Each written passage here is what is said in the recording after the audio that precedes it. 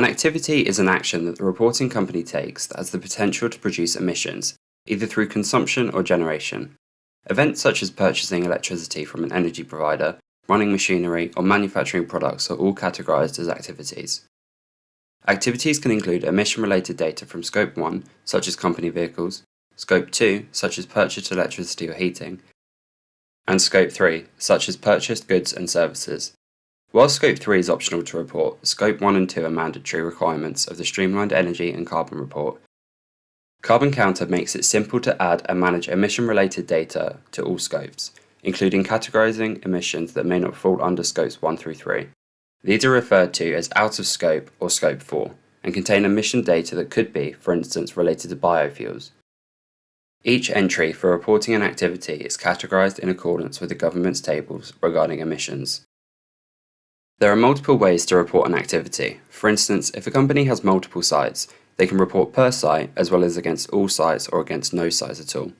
As well as sites, activities can be reported against with all groups, an individual group, or not related to a group at all. To add an activity entry, a user will need edit or admin permissions for a project. By clicking Add Activity, the user will be presented with the options to create an activity. Once a scope has been selected, the options will allow for user interaction. The options for Scope 1, 2, and 4 are identical. Picking a scope will allow for the Select button to be pressed, providing you with conversion codes from the list of government emissions to choose from. Once a conversion code has been selected, the import code, description, and unit of measurement fields will automatically fill out.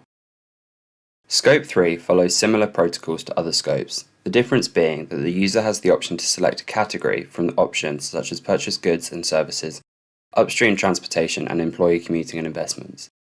This category selection includes all 15 types of categorization for Scope 3. Furthermore, each category will have a reporting methodology, for instance spend-related, hybrid-related, or supplier-specific, to mention a few. Some reporting methodologies will allow the user to select a government conversion. Others will require that the information is manually filled in. This can be achieved by pressing the Manual Input button. This will open a window that allows the user to give the activity a user-defined description and unit of measurement. After all the fields have been filled out, the user will be able to click the Add button at the bottom, which will add the activity to the table on the Activities page. Each row on that table will have 12 months spanning from the start date of the project. Inside each month, the user can add the consumption figure. Adding this data will start to populate both the Streamlined Energy and Carbon Report and the Overview page, whereby the data is visualized. In addition to this, a user can click the menu button on the right-hand side and select Add by Year, allowing the user to type in the total consumption figure for the year. That number is then evenly distributed across all months. If a user wishes to add multiple instances of the same conversion code but only change the site or group information, this can easily be done by clicking on the menu button and selecting Duplicate Row. This will create another instance of the row that has been selected, allowing the user to change the site, group, comment, and monthly data for the added row.